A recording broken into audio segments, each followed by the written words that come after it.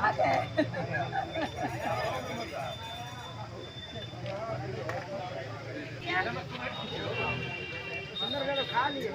सही कहा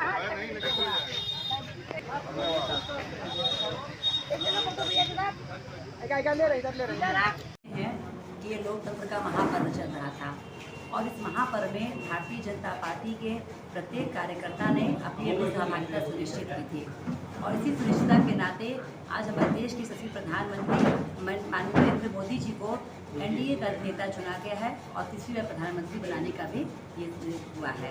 इसी उद्देश्य में इसी हम लोग संकल्प के साथ आज भारतीय जनता पार्टी के सभी कार्यकर्ता यहाँ जिला मुख्यालय पर एकत्रित हुए हैं और ढोल नगाड़े के साथ में पूरा उत्साह के साथ में पूरा आतिशबाजी के साथ में यहाँ पूरा एक बहुत खुशनुमा बनाया गया है, बना भी हुआ है जिसमें कि भारतीय जनता पार्टी के प्रत्येक कार्यकर्ता बहुत ही वहाँ पर उत्साहित हैं। अब बीजेपी को प्योर मेजॉरिटी नहीं मिली है, क्या समझते हैं कि बैसाखी की सरकार मजबूत होगी? ऐसा कुछ नहीं कि बीजेपी को प्योर मेजॉरिटी नहीं मिली है। भारतीय जनता पार्टी में हम लोगों के लिए माननीय नरेंद्र मोदी जी विश्व के लोकप्रिय नेता हैं और विश्व के लोकप्रिय नेता को नेता चुना जाने पर, प्रधानमंत्री बनने पर इससे अधिक खुशी की बात तो कुछ हो ही नहीं सकती है। घोसी हारने का कारण क्या है?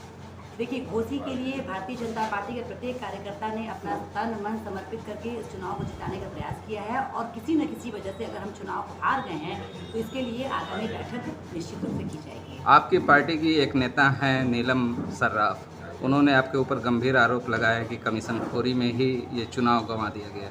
इसके बारे में सिर्फ मैं एक ही चीज़ कहना चाहूँगी कि जिस दिन मेरे ऊपर यह आरोप लगाया गया था उसके ठीक 3 दिन पहले सपा के प्रत्याशी श्री राजीव राय जी को उन्होंने अपने घर पे बुला करके सम्मानित किया था और वहाँ पर उनको भोजन जलपान सबके साथ किया गया था।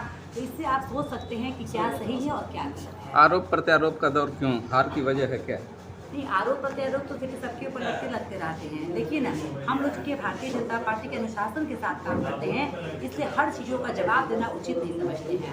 नीलम जी कहते हैं कि मैं मोदी की भक्त हूँ, अंध भक्त हूँ, यहाँ तक कहती हैं। क्या मतलब एक स्वस्थ भारत के निर्माण में अंधभक्त होना कैसा आप मानती हैं? ये तो नीलम सर्राफ जी बेहतर बता पाएंगे कि उन्होंने ऐसा बोला है, क्यों बोला है और क्या बोला है। यहाँ पर अगर देखा जाए कि बेरोजगारी था और साथ साथ संविधान खतरे में था, इन बातों को लेकर विपक्ष ने बनाने में सफल रहा और यहाँ से सीट हासिल की। तो क्या आप लोगों की तरफ से पहल नहीं किया गया कि संविधान नए खतरे में बनाने की नई कोशिश की? देखिए, संविधान तो कभी खतरे में था ही नहीं और भारतीय जनता पार्टी का प्रत्येक कार्यकर्ता गांव स्तर तक जाकर के इस चीज़ को बताया भी है, समझाया भी है कि संविधान हमारा कहीं खतरे में नहीं है और डॉक्टर बाबा साहब भीमराव अम्बेडकर जी का जो संविधान है उस संविधान के मूल रूप में ही चलने को हम सब तैयार भी हैं। पूर्वांचल से बीजेपी का एक तरीके से कहीं सफाया हो गया, इतनी बड़ी मार्जिन से पूर्वांचल में हारी है बीजेपी, क्या मानती है? असली कारण भारतीय क्या जनता पार्टी का सफाया करना इतनी आसान बात नहीं है।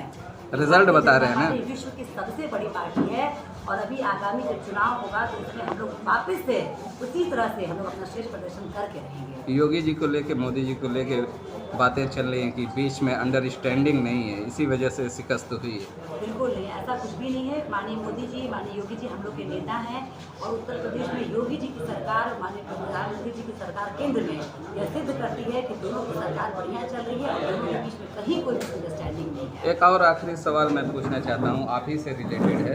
नीलम जी ने कहा कि आपके खिलाफ कार्रवाई के लिए ऊपर तक लिख दिया गया है। मुझे इसके बारे में कोई जानकारी नहीं है। ठीक है, थैंक यू। धन्यवाद।